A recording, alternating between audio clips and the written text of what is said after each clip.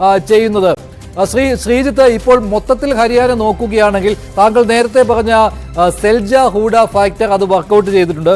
Micro മാനേജ്മെന്റിന്റെ ഒരു വിജയം നടന്നു. പിന്നെ ഒരു വലിയ ജനകീയ വിഷയം അവിടെ ഉണ്ടായിരുന്നുവല്ലോ.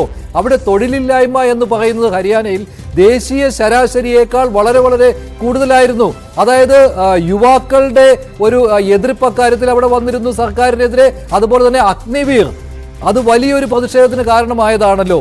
പക്ഷേ ഇതിനെയൊക്കെ ഏത് രീതിയിൽ മറികടക്കാൻ കഴിഞ്ഞു? ഈ ഭരണവിരുദ്ധ വികാരത്തെ മറികടക്കുക എന്ന് പറയുന്നത് വളരെ ബുദ്ധിമുട്ടുള്ള കാര്യമാണല്ലോ. പക്ഷേ അത് ഇത്ര ഭംഗിയായിട്ട്, അതായത് ഇത്രയും വ്യത്യാസത്തിൽ തന്നെ ഈ ടാലി നോക്കുകയാണെങ്കിൽ അറിയാമല്ലോ ആ ഒരു വ്യത്യാസം എങ്ങനെ സാധിച്ചു ബി.ജെ.പിക്ക്?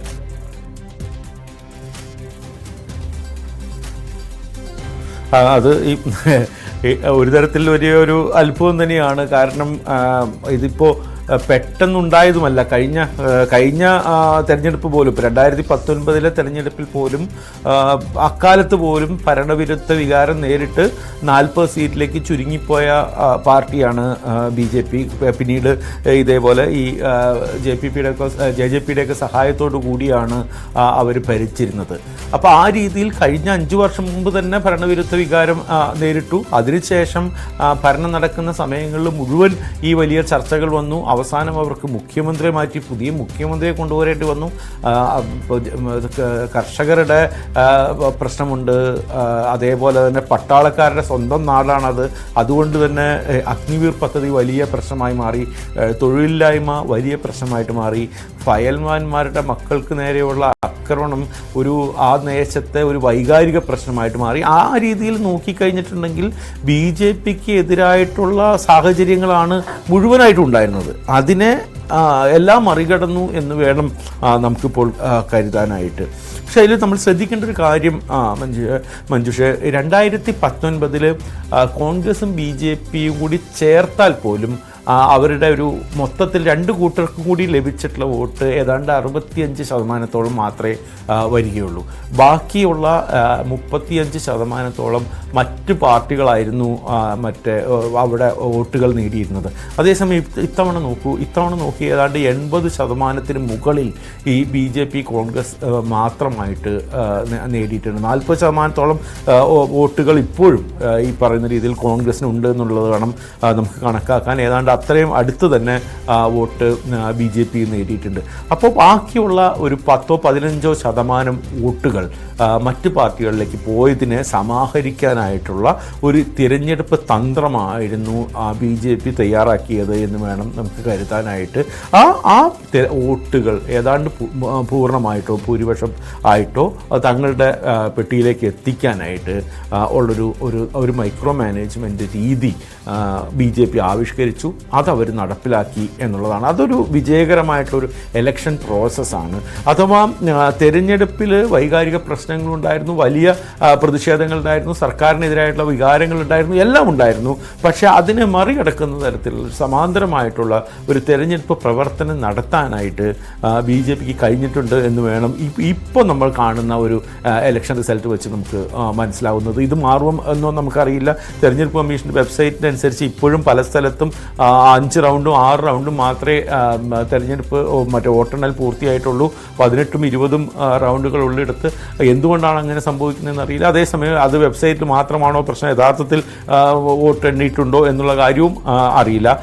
പക്ഷേ ഇതാണ് റിസൾട്ട് വരുന്നതെങ്കിൽ, ഇതിന് അന്തിമ ഫലം ഇതാണെങ്കിൽ നമ്മൾ പറഞ്ഞ ഈ കാര്യം വളരെ നിർണായകമായിട്ട് വന്നിട്ടുണ്ട്. ഏതാണ്ട് ഒരു 15% മറ്റ് കക്ഷികൾക്ക് പോയിക്കൊണ്ടിരുന്ന വോട്ടുകളെ തങ്ങൾക്ക് അനുകൂലമായിട്ട് തിരിച്ചുവിടാനായിട്ട് ഒരുപക്ഷെ ബി.ജെ.പിക്ക് സാധിച്ചിട്ടുണ്ട്. അത് പല സ്ഥലത്തും ഡിസ്ട്രിബ്യൂട്ട് ചെയ്തു. നേരത്തെയൊക്കെ നമുക്ക് കണ്ടിരുന്നതെന്ന് വെച്ചിട്ടുണ്ടെങ്കിൽ ഹരിയാനയിൽ പല മണ്ഡലങ്ങളിലും, പ്രത്യേകിച്ചും ഗുഡ്ഗാവിലും ഫരീദാബാദിലൊക്കെ ഉള്ള ഈ ഡൽഹിയോടൊക്കെ അടുത്ത് കിടക്കുന്ന സ്ഥലങ്ങളിൽ ബി.ജെ.പിയുടെ മാർജിൻ വളരെ വലുതായിരിക്കും, ബി.ജെ.പി. ജയിക്കുന്ന മാർജിൻ. അപ്പോൾ അത് കാരണം തന്നെ അവർക്ക് ലഭിക്കുന്ന ആകെ കിട്ടുന്ന വോട്ടുകളുടെ ശതമാനവും അവരുടെ തെരഞ്ഞെടുപ്പിൻ്റെ വോട്ടിൻ്റെ എണ്ണവും തമ്മിൽ മാച്ച് ചെയ്യുന്നില്ല എന്ന് പലപ്പോഴും പലരും ചൂണ്ടിക്കാണിച്ചു. കാണിച്ചിട്ടുണ്ട്. ദേശീയ തലത്തിലൊക്കെ പല ചർച്ചയിലും എപ്പോഴും ഉയരാറുള്ള ഒരു കാര്യമാണ്. പക്ഷേ ഇത്തവണ നോക്കൂ, ഇത്തവണ അങ്ങനെയല്ല സംബന്ധിച്ചിരിക്കുന്നത്. ചെറിയ വോട്ട് മാർജിനിൽ ജയിച്ചിട്ടുണ്ടെങ്കിലും അല്ലെങ്കിൽ അവരുടെ ശതമാനവും ഇതിനേക്കാൾ സീറ്റുകളുടെ എണ്ണം കൂടുന്നൊരവസ്ഥയിലേക്ക്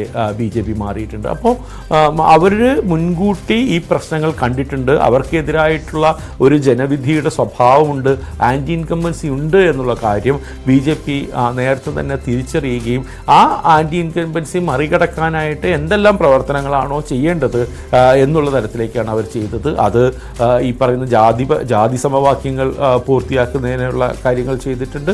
അതുപോലെ തന്നെ മറ്റ് പാർട്ടികളിൽ നിന്ന് വോട്ടുകൾ വരുന്നതിനെക്കുറിച്ച് സമാഹരിച്ചിട്ടുണ്ട്. എതിരാളികൾക്കെതിരെ സ്വതന്ത്രരെ നിർത്തുന്നതിൽ വരെ പൂർണ്ണമായും ശരിയാണ്. ശ്രീജിത്ത്, എന്തായാലും 49-50-ൽ നിന്ന് 49 BJPയുടെ ഇപ്പോഴത്തെ ലീഡ് നില മാറിയിട്ടുണ്ട്. പക്ഷേ ആ PKJ ഫാക്ടർ, അതായത് ഹരിയാനയിലെ ആ രാഷ്ട്രീയ ദംഗലിൽ PKJ എന്നുള്ളൊരു ഫാക്ടർ ഉണ്ടായിരുന്നു. പെഹൽവാൻ കിസാൻ ജവാൻ, ആ ഒരു മുദ്രാവാക്യമാണ് മുന്നോട്ട് വെച്ചിരുന്നത് കോൺഗ്രസ് അവിടെ ഹരിയാനയിൽ. പക്ഷേ അത് പൊളിഞ്ഞിരിക്കുന്നു എന്നുള്ളതാണ് ഇപ്പോഴത്തെ ഈ ട്രെൻഡ് വെച്ച് പറയാൻ കഴിയുന്നത്. ഗുസ്തിക്കാർക്കുള്ള പ്രശ്നങ്ങൾ അത് വോട്ടാക്കി മാറ്റുവാനായിട്ട് കോൺഗ്രസിന് കഴിയുമെന്ന് പ്രതീക്ഷിച്ചിരുന്നു. കിസാൻ, കർഷകരുടെ പ്രശ്നങ്ങൾ അങ്ങനെയാക്കാമെന്ന് വിചാരിച്ചിരുന്നു. ജവാൻ, അത് അഗ്നിവീർ പോളിസി വഴി യുവാക്കളുടെ പ്രശ്നങ്ങൾ അത് തങ്ങൾക്ക് അനുകൂലമാക്കി മാറ്റാമെന്ന് കോൺഗ്രസ് കരുതിയിരുന്നു. അതുകൊണ്ടാണല്ലോ ആ PKJ ഫാക്ടർ വർക്ക് ചെയ്യുമെന്ന് കരുതിയിരുന്നത്. പക്ഷേ അത് നടന്നിട്ടില്ല എന്ന് ഇപ്പോഴത്തെ ട്രെൻഡ് വെച്ച് മനസ്സിലാക്കാം. പക്ഷേ ഇപ്പോഴും കുമാരി സെൽജ ന്യൂസ് 18നോട് സംസാരിച്ചു. ഇപ്പോൾ സംസാരിച്ചു കഴിഞ്ഞതേ ഉള്ളൂ. അവർ പറയുന്നത് ഈ ഫലം മാറി മറിയും എന്നുള്ളതാണ്. അതായത് കോൺഗ്രസ് ഇപ്പോഴും വിശ്വസിക്കുന്നു ഈ ഫലത്തിൽ മാറ്റം ഉണ്ടാകും, ഇത് അന്തിമ ഫലമല്ല, ഇത് തിരികെ വരാൻ കോൺഗ്രസിന് കഴിയും, ഇപ്പോഴും കൗണ്ടിംഗ് പതുക്കെയാണ് നടക്കുന്നത് എന്ന്. എന്തുകൊണ്ട് കോൺഗ്രസ് അങ്ങനെ കരുതുന്നു എന്ന് അറിയില്ല. ആദ്യ മണിക്കൂറിലാണെങ്കിൽ അത് പറയാമായിരുന്നു. ഇപ്പോൾ പക്ഷേ അന്തിമ മണിക്കൂറിലേക്ക് കടക്കുമ്പോഴും കോൺഗ്രസ് ഈ ഫലത്തിൽ റിവേഴ്സ് ട്രെൻഡ് ഇനിയും ഉണ്ടാകാൻ പോകുന്നു എന്ന് പറയുമ്പോൾ അത് വെറുതെ പറയുന്നതായി തന്നെ കണക്കാക്കേണ്ടി വരില്ലേ ശ്രീജിത്ത്?